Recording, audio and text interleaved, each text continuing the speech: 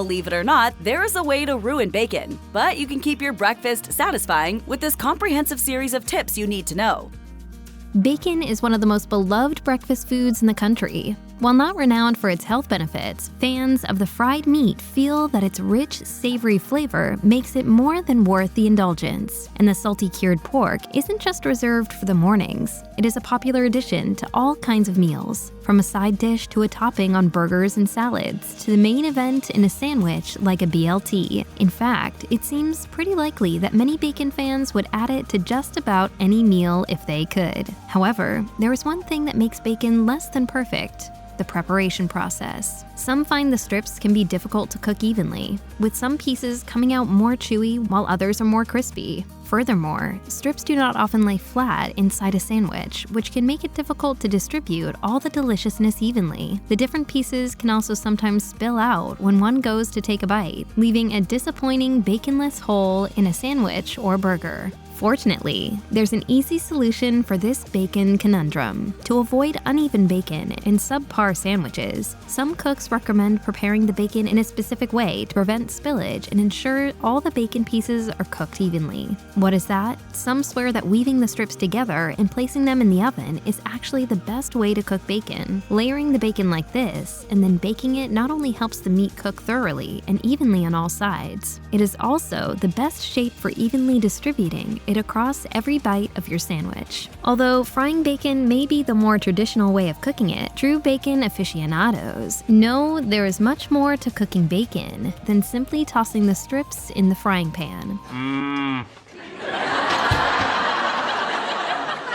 Bacon. However, if you do decide to skip the pan in favor of the oven rack, there are still a few important things to note. Bacon cooks best when it's laying flat, and an easy way to make that happen is to lay the strips out evenly and then cover them with a rack to ensure they remain flat throughout the cooking process. A waffle maker can also come in handy if you are in a pinch and you still want the same even, crispy result that you would achieve in a regular oven. When it comes to cooking bacon, the waffle iron works in much the same way as a conventional oven. Simply lay the strips flat, allow them to cook until crispy on both sides, and voila! There are endless hacks out there to help home chefs achieve that delicious, perfectly cooked strip of bacon. But honestly, all bacon is amazing. Kevin Bacon here. You know me from 6 Degrees of, well, me. But it's time to expand. Everyone loves bacon, but nobody loves grease fires. Here's why you should never cook bacon in your air fryer. Air fryers are known for being somewhat miraculous kitchen appliances. No matter what you make, it seems to always come out better in an air fryer. As it turns out, however, this doesn't quite apply to everything. Obviously, there are plenty of foods that you shouldn't stick in that tray, such as leafy greens. Ron, would you like some salad? Since I am not a rabbit, no, I do not.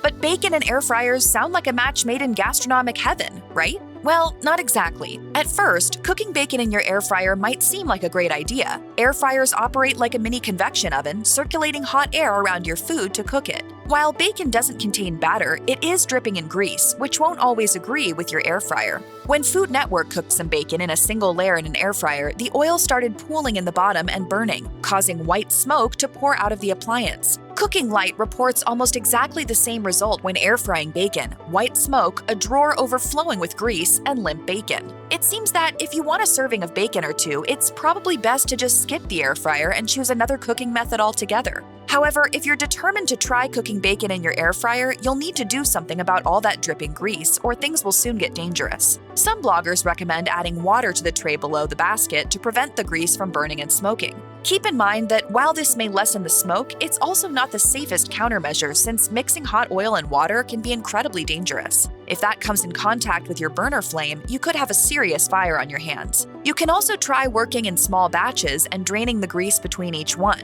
Food Network referred to a method from Ben Mims, the author of Air Fry Every Day, which consists of cooking just 2 strips of bacon at a time in an air fryer, but even then, you still might see some smoke. This will also slow the process down, and draining hot oil can also be a safety hazard. So, with the air fryer out of the running, you may feel like you've been resigned to grease splatters and smoke alarms going off while you fry up some bacon in a pan on your stovetop. But don't lose heart. There is one other method that can get you great results without any of the fuss. Ina Garten's preferred method for cooking bacon requires nothing more than a cookie sheet and a good old-fashioned oven. This method is so effective because you can easily cook enough bacon for a crowd, making it a must when you're hosting brunch. Just preheat your oven to 400 degrees Fahrenheit and lay 8 to 10 slices of bacon on your baking sheet. Then pop the tray in the oven for 15 to 20 minutes, and there you have it. Gorgeous, piping hot bacon without all the fuss. And if you're looking for a way to make this hack even better, take a note from a day in the kitchen and line the sheet with aluminum foil. That way, when the grease has cooled, you can just peel the foil off and place it directly in the trash, making for far less cleanup. Finally, even though you're cooking the bacon in the oven, be sure to have your stove fan on while the bacon is in the oven to prevent smoke buildup. And while you shouldn't use the air fryer for your bacon needs, you could always prepare something else, such as a simple and delicious air fryer frittata. That at least will have no trouble bringing the brunch crowd to the yard. Frying in a skillet can go wrong in a hurry, as your bacon can go from just perfect to fried charred strip of pork in an instant. Cooking in the oven on a baking sheet at low temps will give you perfectly delightful bacon, but it can take so long, and if you pull it out too soon due to impatience or lack of time, then you just have gross, undercooked bacon. Thankfully, there is a solution for all of these problems, and it doesn't take a ton of time or leave you with bacon you'll want to throw in the trash. It involves placing the bacon in a skillet on the stovetop and covering it with water. Yes, you really boil it, like in that John Cusack movie. What have you done to it? You said you didn't like all the grease from fried bacon, so I boiled it. While this may sound completely disgusting, after all, wouldn't this leave you with a greasy mess of limp bacon? It's actually the best method for bacon that hits that sweet spot of chewy and crispy, if you do it correctly. What makes this method even more appealing is that the bacon cooks up plump and juicy without all the grease splattering your stove, your clothes, and the floor. Perfectly cooked bacon without all the mess? Where do we sign up? America's Test Kitchen outlines this water cooking method, and though it's definitely a departure from the usual methods, it's actually really simple. While it's not quite the same as tossing your bacon strips into a large pot full of water and boiling for a set amount of time, as you would with dry pasta, you are still technically boiling your bacon. That's where the resemblance ends, though, because it's more of a quick boil paired with traditional frying. You definitely don't want to skip the frying step. To make your perfectly cooked bacon, lay the strips in a skillet. Or you can cut them into pieces instead of leaving the strips whole, if you like. Add just enough water to cover and turn the burner on high heat. Wait for the water to boil, then lower the heat to medium. As the bacon cooks and plumps, the water will eventually simmer away. Once the water has evaporated, turn the heat down to medium-low. By this time, the fat will have been rendered by the cooking process, which means that the chances of the meat burning while you try to cook the fat down is lessened. The reason you want to continue to cook your bacon without water is to get that meat crisped up, because most people likely have no desire to chow down on rubbery bacon. The final step will allow you to brown the bacon to your desired doneness. What you'll be left with is bacon that isn't warped or ribbony, it won't be dry or brittle, and it won't be tough or excessively chewy. Instead, you'll have a plate of gorgeous, plump bacon that melts in your mouth. It might be hard to let go of your regular cooking method, but once you try cooking your bacon in water, you will probably never do it any other way again. If you've ever thought of making bacon in the oven, we have 2 words for you. Do it. If you've tried these strips of hog heaven on the stovetop, you probably know it's really easy to overcook your bacon to tasteless, dry, crumbling sadness. Pan frying, especially if you're cooking at a higher temperature, can take your bacon from just right to overdone and even burnt in just a couple of minutes. That's just not going to happen in the oven. Another advantage to oven baking is less splatter, which means you can say goodbye to those unpleasant little burns and all that grease on and around your stove or cooktop. Oven-fried bacon is also prettier because this method reduces bacon shrinkage, so your bacon slices stay flatter as opposed to curling or shriveling. Finally, for 1 or 2 servings, the stovetop is still the quickest and simplest way to go, but if you're cooking up the whole package, making them in the oven is much faster and more efficient than cooking multiple batches in your frying pan. Plus, oven cooking requires no flipping or monitoring. Just set the timer and go about your business. And who doesn't want to make their busy life even a little more efficient? Now, how do you get the perfect bacon?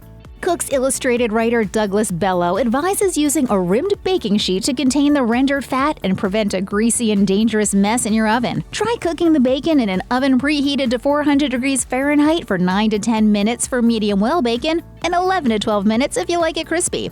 You'll have to be careful not to overlap your pieces or they will stick together. Laying out the bacon on a wire cooking rack placed on top of the baking sheet can result in even crispier bacon because elevating the bacon strips allows them to cook from all sides. Bello found, however, that doing so sometimes results in bacon that cooks unevenly and can cause some spots to dry out.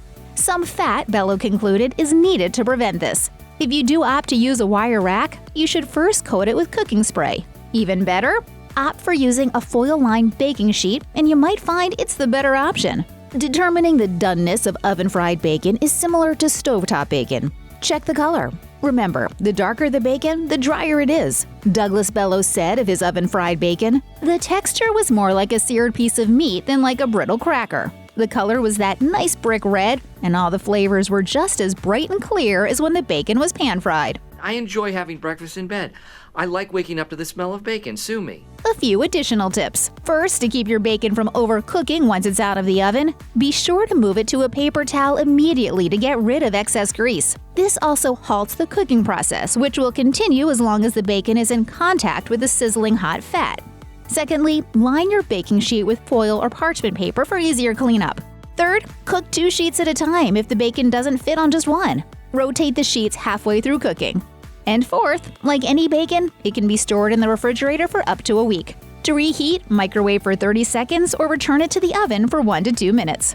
If you want to freeze-cooked bacon, just undercook it by a couple of minutes, let it cool, and place it in a zippered plastic bag. To finish cooking, pull out a few slices and cook them in the microwave on medium power for 30 seconds. And let's not forget that perfect cooking deserves perfect eating. Add some flavor if you choose by sprinkling ground pepper or brown sugar on the slices before putting them in the oven.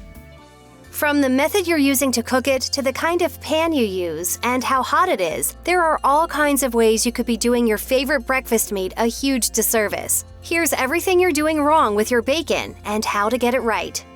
Mornings can be hectic, but please don't try to shave a few minutes off your breakfast routine by heating a pan over super high heat and then throwing your straight from the fridge bacon into it. Will you get cooked bacon using this method? Sure. Will you want to eat said bacon? Probably not. The problem with the cold bacon hot pan method is that all that glorious fat on those strips needs time to warm up and render out. If you toss cold meat into a hot pan, the fat immediately starts to seize up, resulting in bacon that has a gummy texture. For perfectly crisp strips with tender fat, start the bacon in a cold pan over medium-low heat and take your time. Going low and slow ensures the fat will render out properly and provides the bacon its own grease to cook and crisp in.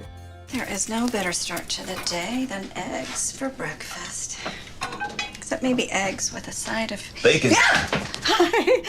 So you're slaving away over the stove, cooking your cold bacon in a cold pan just like you're supposed to. But your strips aren't perfect, and they're even burnt in places. What gives? When it comes to cooking bacon, not all pans are created equal. The cast iron skillet is king when it comes to bacon, and that's because of its heavy bottom that evenly conducts heat. Gone will be those burned edges that you get when you use aluminum, which gets too hot too fast and is also prone to random hot spots. As an added bonus, every time you cook bacon in your cast iron skillet, all that luscious grease seasons the pan. Proof that bacon really does make everything better. What's really the key to life-changing bacon? According to one GQ writer, it's a bacon press. The simple cast iron press, when coupled with a cast iron skillet, apparently has an enormous effect on breakfast meat. And that's because it allows each and every dip and curl of the bacon strip to come into contact with heat. As GQ's Josh Shearer explained, when you set a strip of bacon down in a pan, the wavy parts that aren't touching the cooking surface cook only from the rising steam. Floppy, steam-cooked bacon means you miss out on all the melt-in-your-mouth fat and perfectly browned bits of meat. With the bacon press, you'll be cooking up the most tantalizing bacon you ever laid your eyes on.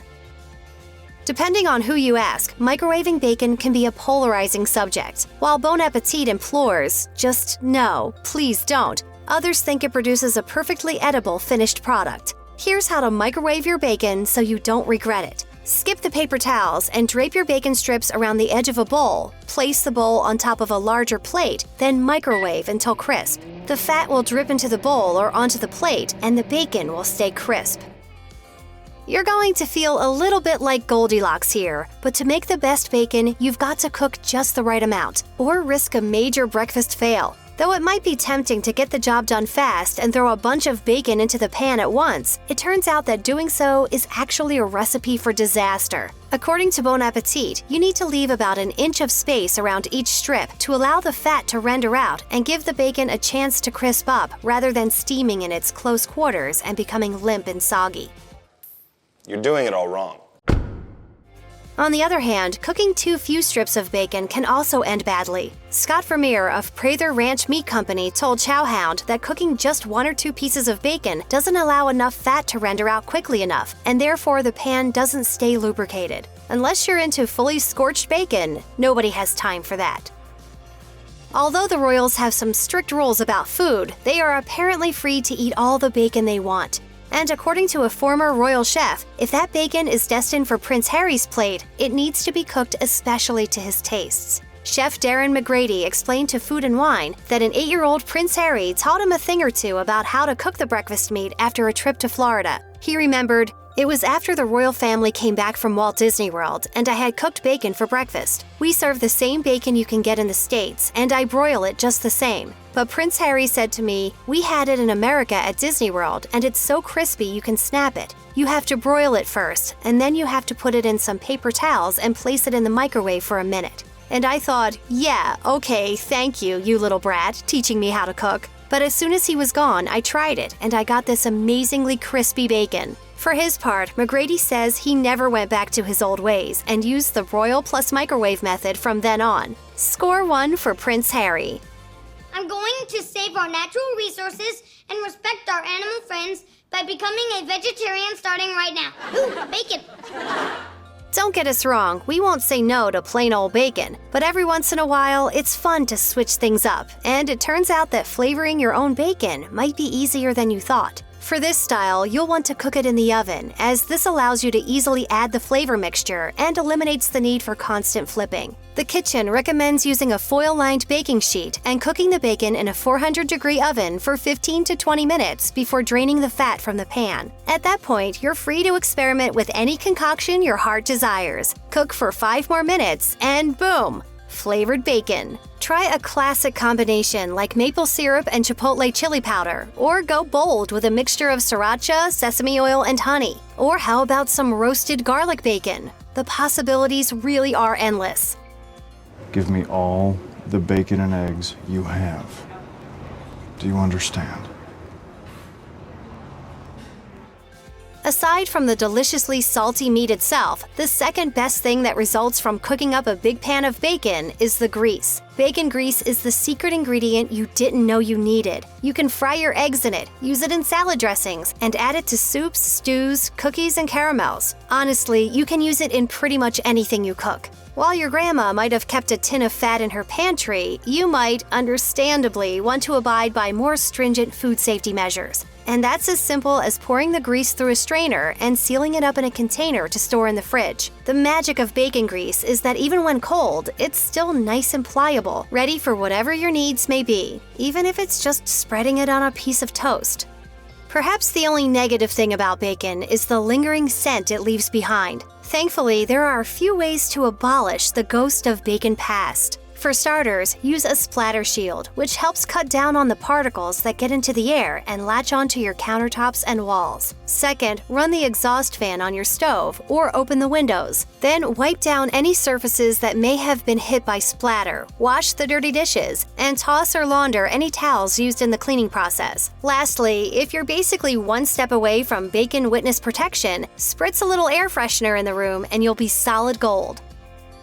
Let's face it, the bacon cooking process can result in a pretty big mess. Whether you're using the stovetop, oven, or microwave, there's splatter, piles of paper towels, and pools of grease to clean. But there's a way to hack it. Commit to cooking the entire package, or 2 for that matter, at once. After the bacon has cooled, all those perfectly cooked strips are now ready for the freezer. The goal here is to ensure the bacon strips freeze individually so that you can grab however many you need. Simply lay parchment paper onto a baking sheet and line up the cooked strips so they're not touching. Depending on how much you have, you may need to add another layer of paper on top and start a new row of bacon. Throw in the freezer for 3 hours or overnight. Once frozen, store slices in a zip-top bag for up to 1 month. Whenever you need it, just microwave the frozen bacon for about 30 seconds.